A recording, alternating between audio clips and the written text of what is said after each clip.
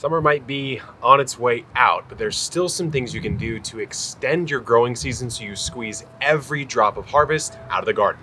Kevin Spiritu here from Epic Gardening, where it's my goal to help you grow a greener thumb, and part of that is getting the most out of the season that you can, which is why we're gonna go over 5 different ways, and there are more than 5, but 5 for now, that you can extend your season and creatively manage your garden so that you really do get the most out of it. So without further ado, cultivate that like button for simple summer season extension and that alliteration. Let's get into the video. Tip number 1 is best illustrated in the bed right here. This is a simple in-ground bed I just put in at the new place, filled with beans and corn. Now the beans are certainly a quicker growing crop than corn, but the tip really is to make second sowings of your crops if you can squeeze them in before your frost date or your killing frost. So, I mean, I'm fortunate, I know that here in Zone 10B, I can grow quite long into our fall, which is really sort of a mild late summer, I suppose you could call it, but it doesn't matter. It can apply to no matter where you live. So let's say you were a radish fanatic. It's about a 30 to 45 day crop. Well, a lot of people will start one crop of radish for their year, and then that's kind of it. And if you really like radish, that would be a shame, because unless you're spacing that timing out, they're all coming at the same time. And who wants that much radish at the exact same time? I certainly don't. You probably don't either. So look for opportunities to make secondary sowings. This corn, it's a specific variety, Japanese black sticky corn, that I'm targeting to harvest early, and it grows relatively quick. So if I'm going into lower daylight hours and colder temps, aka fall's coming, then you want to choose crops and varieties specifically that'll come out pretty quick. Here's some dragon tongue beans right here. Again, I sowed these about 2 weeks ago. I still have quite a bit of time before my fall comes into play. And so this is my 3rd crop of beans this year. So make sure you're doing secondary sowings of your favorite crops to get the most out of the garden. Tip number 2 is to be aware of the microclimates even in your own space. So if you have an area, for example, that has a tree blocking it, well, that means that sunlight's not hitting that area as much, which means the temperatures and the light levels are lower. But conversely, you could have a spot that stays a little more hot throughout the entire season. So anywhere that stays hotter throughout the season effectively extends that season a little bit. So let's say you're growing in containers. This is a huge 100-gallon grow bag here. I could chase the sun if I wanted to. Now, fortunately, this is in a spot that does still get full sun, but let's imagine that something were to block it. Well, I could drag that around and kind of chase around in my yard areas that will help this get through the season and mature every single plant on this vine for the cucumbers, have all these flowers bloom, have my Thai hot chilies actually mature. So that's a great tip. It's just look at your space and consider, beyond the zone. I'm in 10B, but maybe some spots of my yard are more like a 9 or an 8, depending on how the light falls and how the environment actually works in that space. Tip number 3 is to start thinking about some kind of physical barrier to finish off a crop into the frost or the cold season. So let's imagine this cucumber was a little bigger than it is now, and I wanted to finish it off. Well, in this pot, what I could do is I could put something like this cloche over the top to keep the heat in a little bit longer. There's a lot of different options for this. You could even use something like a milk jug. You could use floating row covers with some kind of hoop. So you'd make basically like what we call a low tunnel in the farming world.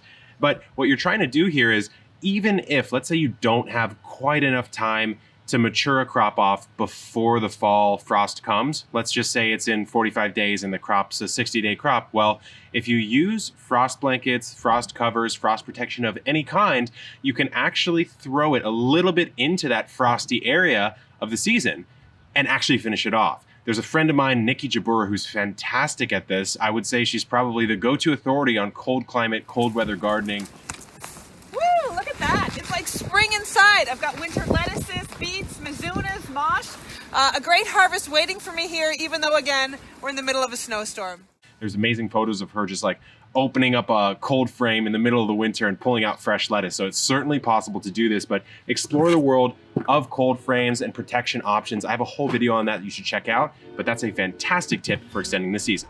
Tip number 4 is to modulate your soil temperature instead of worrying so much about the temperature above ground. So there's a lot of different ways you can do that. The best is probably mulch. So if you know that you need to push that soil temperature up a little bit, or at least keep it from going down, what you can do is throw a little extra mulch on top, something dark like these wood chip mulch. It's fantastic, but really just the bulk of mulch will help insulate the soil. Another thing you can do if you're a container gardener, like these grow bags here, is you can group them all together. Instead of being exposed on all sides, and this would follow for really any container, you can push them all together and create an artificially larger one, basically reducing the surface area that's exposed to the elements. And so that's another sort of insulating move that you can do. Another thing, if you are, again, in a container, is to move it into areas that have a little bit more sun access. But we already talked about that in tip number 2. Fifth tip I have for you is to select both plants and varieties of those plants that do well in a colder climate. I'm thinking here for me, things like anything in the brassica family actually struggles quite a bit to grow even in spring and early fall for me. So I have to really push those into the colder areas of the year. But even within a plant, there's gonna be varieties that work a little bit better. For example, in the world of tomatoes, you have the glacier tomato, which aptly named. Some of these names, they kind of give themselves away to you. For example, with a smaller container style variety, they'll have the word space in them, they'll have the word patio in them. Same with these colder varieties, but do a quick Google search, check and take a look for varieties that actually perform well in the cold.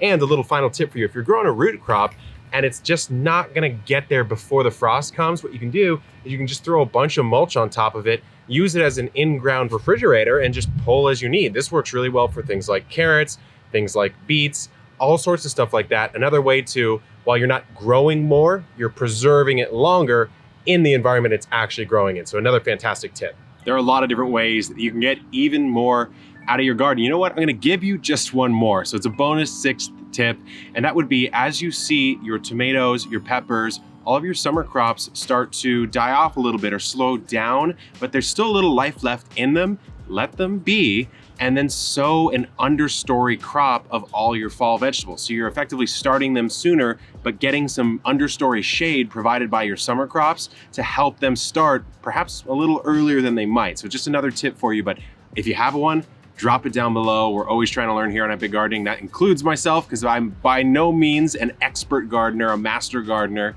So until next time, good luck in the garden and keep on growing.